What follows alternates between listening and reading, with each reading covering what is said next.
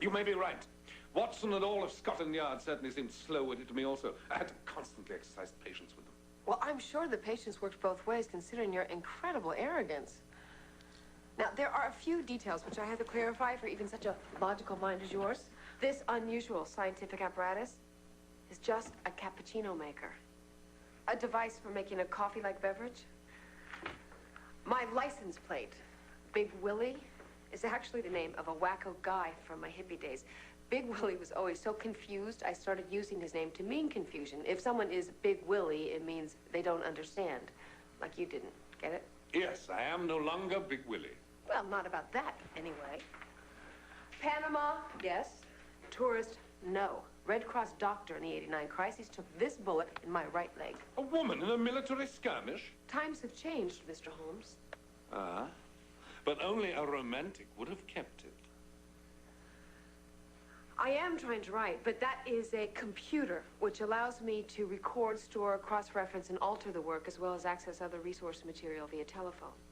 I saw he felt an immediate kinship between my PC and his own computer-like mind. My cocaine is actually an artificial sweetener for iced tea, which I drink with a straw. In your day, the casual use of narcotics was slightly more acceptable. Today, it's a criminal offense, though just as debilitating. Not a wedding band, just a friendship ring. I only lived with Max, and I dumped him when I caught him playing doctor with a candy striper. And finally, those smears on the canvases are Max's style of painting, not from my tantrum, which I admit I did have. Thank you. Most educational. Now, if you've no objections, I'll continue my schooling. I'm most anxious to get in touch with the 1990s, clear up this little problem with my club-footed nemesis, and turn my focus to helping Lieutenant Ortega solve these two strange murders involving a tiger. 2 murders involving a tiger? But I thought just one. Don't let me intrude. It's menu-driven. User-friendly. You'll figure it out. Just don't erase anything. And there's a guest room down the hallway. And please, smoke on the porch.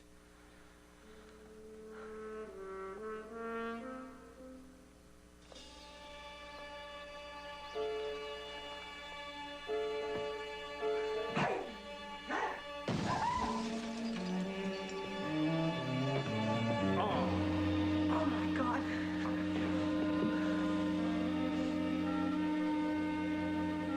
Tomato sauce? Oh, yes, to mix with my eggs. I was just heating the tin in that little... Microwave oven. I got it. Oh, what a mess. What is this? That's my Persian slipper. I keep my tobacco in the toe. Smells like you've been smoking the Persian socks outside, please. What? Difficult to imagine you ever having a large posterior. Your hippie days? Not that kind of hippies. Flower children, peace, love, drugs. Drugs? I saw some illustrations of flower children last night on your computer. An entire encyclopedia in there. Not as much information on crime as I might have hoped for, which is my only real interest, but I was impressed by the high price of illegal cocaine. Millions. And I was delighted by the way that I could communicate with other computers. The one at the hospital told me that all your patients are doing well. That is private information, Mr. However, I was unable to access the City Hall or police computers to gain more information on the Tiger murders, or to search birth records for Moriarty's. Well, you would need access codes. Or a good pair of legs. Is City Hall still where it used to be? His pulse was still as irregular as his character, so I decided to go with him. I gave him some of Max's clothes to wear, and we searched the microfilm records trying to get a lead on Moriarty's lineage. It wasn't easy, but I was impressed with his tenacity and astonishing ability to cross-reference data in his head. The first Moriarty descendant we found was a photographer. Holmes was remarkably cool-headed, considering this was his first exposure to exposure. The photographer gave us no lead to a Moriarty with a deformed foot and a scar on his right hand, so we tried another Moriarty, a roadie for a rock group called The Walking Dead. No info, but Holmes got his first stick of gum. A newspaper in a bookstore caught his eye, though he was still having trouble with automatic doors. he noticed something else as well.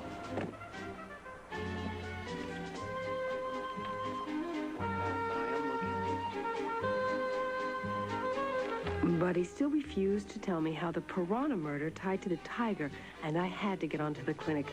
He wanted to check a reference in the library and convince me that he'd be fine on his own.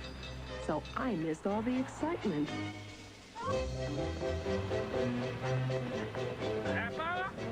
Hey.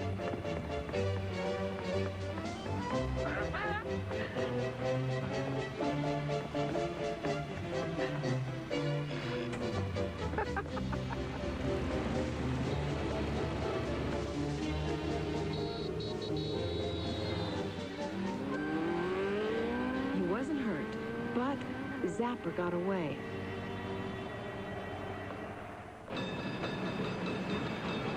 Holmes finally did have some luck, and in a most unexpected place.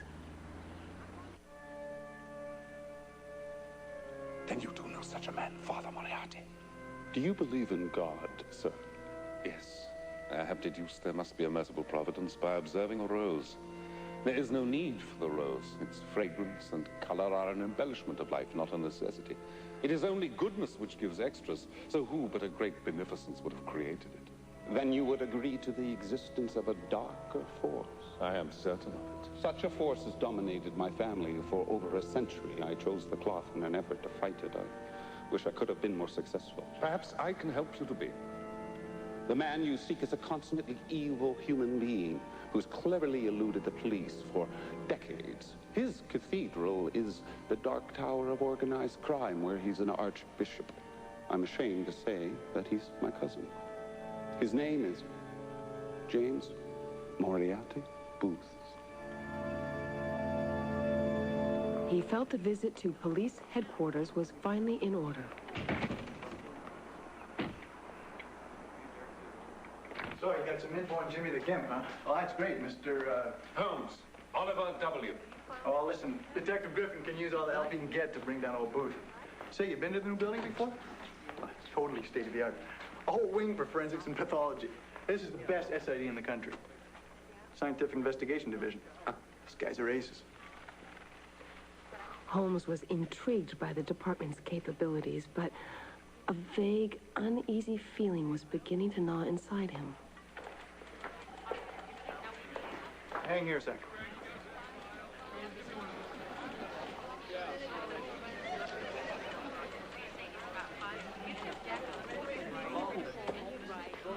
Though he didn't realize it at the moment, Holmes got his first glimpse of his first client.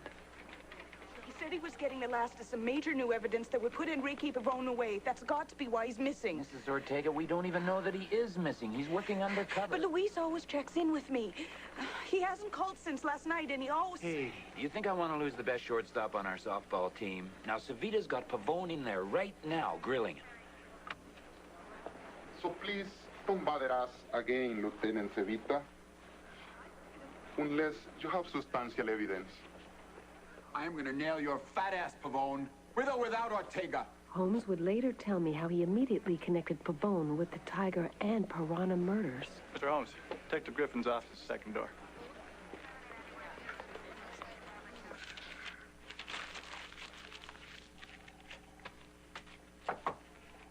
Yo, Holmes, how's it going? Detective Griffin? They tell me your name is Oliver, but I could sure use your brother Sherlock around here. Yes, particularly in the case of James Moriarty Booth. Oh, yeah, right. Wasn't Moriarty Sherlock's big bad boogeyman? You know, I quit reading all those stories because Sherlock was such an unbelievable character.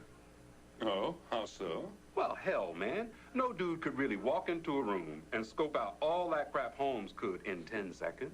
You really don't believe that someone like myself could walk into your office and immediately tell that 12 years ago you left Detroit, where you were very much in the public eye, but not well liked. That your father still operates a plumbing business there and has a female secretary with a fondness for cocoa. That you worked your way up from the streets, are very meticulous in your habits, but are stubborn and vain about your age. That you are a crack shot and sight your pistol with your left eye, though you happen to be right-handed. That within the last hour you were in room 304 down the hall. That you enjoy helping short people. had pasta for lunch, which is perhaps why your nickname is Noodles, though your favorite fruit would appear to be watermelon. Hey, hold on, man, before I get pissed. You drink on duty? No, man, I mean as in riled, angry. Where the hell are you pulling this crap from?